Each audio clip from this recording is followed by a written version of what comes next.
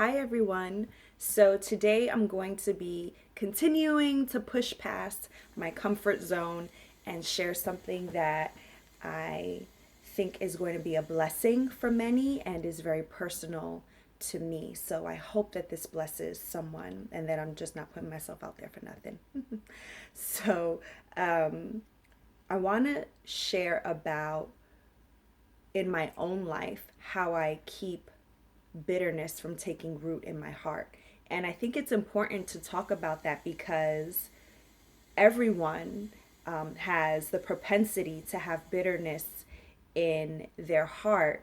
And I think that's a very natural thing, right? Because we're flesh and bone people, but and we have to be honest about it and talk about how we get past that. So, two times in my life that I'm going to talk about.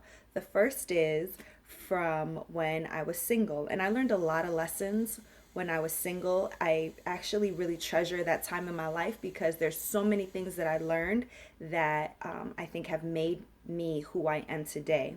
So, I'm sure a lot of you can relate. You get to that point where many of your friends are getting to that next step and they're getting married. And I definitely had that season in my life where it was like wedding after wedding, and I was bridesmaid after bridesmaid after bridesmaid. And during that time, I had nothing on the horizon. Like nobody was even winking at me. There just wasn't anything going on. And there definitely were times where that question comes, when is it going to be my time? Why me? I'm waiting on you, God. I'm trying to do things the right way. And what is happening? And even other people, they mean well, but you have family members. It's always an uncle or somebody too who, is like, oh, what's happening? When's it going to be your turn? And they mean well, but it can be a little annoying, and definitely it's an exercise in not being easily offended.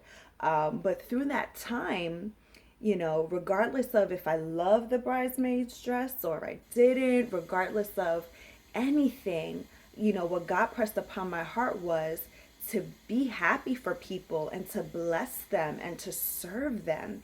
And that's what I really tried to do through that time. And as I focused on them, because it was their time, and as I did that and I served them and I just was happy for them and celebrated with them, God really removed that bitterness from my heart, and I just enjoyed myself. I went to the weddings, I danced, and so that was a time in my life where I really learned to trust God's timing and not allow what people say and the timing of the world and even my own timing to dictate how I was going to be in those moments.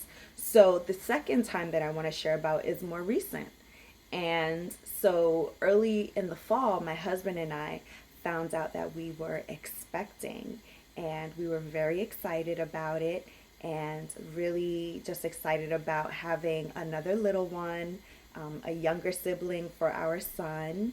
And so we did what we needed to do, and around Thanksgiving time we shared with our family and everyone was just so happy. And a couple of weeks after that I had my first appointment, and when I went to the appointment, the doctor, I was there on the examination table and she's looking at the ultrasound screen, and she lets me know that the baby did not have a heartbeat and that it looked as if the baby had stopped growing at somewhere around 6 weeks. And I remember it was kind of like shock. And then just saying, God, just be with me right now. It was just utter shock. And then from shock, it very quickly went to grief. And my husband and I did grieve through that time. It definitely is something, and I know that a lot of women experience this. We're not always vocal about it, but it is something that we do go through, and it is a loss. It's a loss regardless of how far along you are, regardless of how many children you have. When you have a life that is beginning in your womb, and that life is no more, that is a loss, a huge loss. And so my husband and I, like I said, we went through the grieving process. And during that same time, there were like just announcements after announcement of friends, family, associates, folks from church, just many, many people who were expecting. And it was almost like, Lord, you're testing me, right? Like, you want to see if I really learned this lesson about being happy for other people and about trusting your timing for my life, because it's just so many. And even now, so now we're getting to the time where all of the baby showers, I mean, literally, I have about 6 baby showers in the next couple of months. And I'm happy for each and every one of those people, because each and every one of them has had their own story. They've had their own challenges. They've had their own things happening in their life that have brought them to where they are. And so it's important to get your mind off of yourself. It's important to really, when thoughts begin to come in your mind that would have you to just be bitter and downcast, to replace those thoughts with the word of God, to be honest with God about where you are. If you're angry, tell God, I'm angry. Help me to move past this. Give me your joy. Give me your strength. Those types of honest conversations, because he knows what you're thinking anyways. But those kinds of conversations are vital to you being able to truly move on. And so, in this season now in my life, I mean, I have complete peace. And I think during that whole time, even when I was grieving, I still had peace, because by now I know. I know the God I serve. I know that He is for me.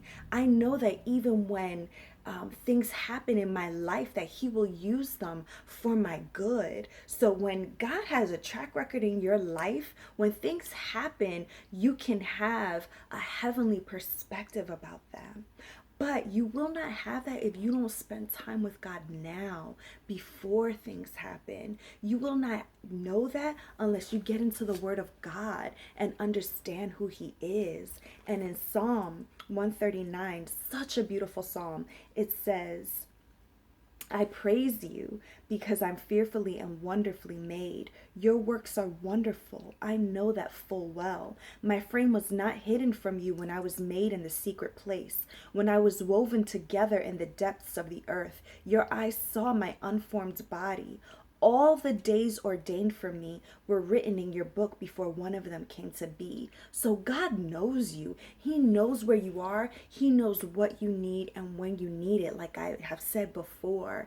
And so today, would you, if you have bitterness in your heart, if you're looking at other people's lives and saying, why them? Why not me? I implore you to trust God. I implore you to lay your heart before God and ask Him to replace those thoughts with the truth of His word, and to replace that bitterness with His love.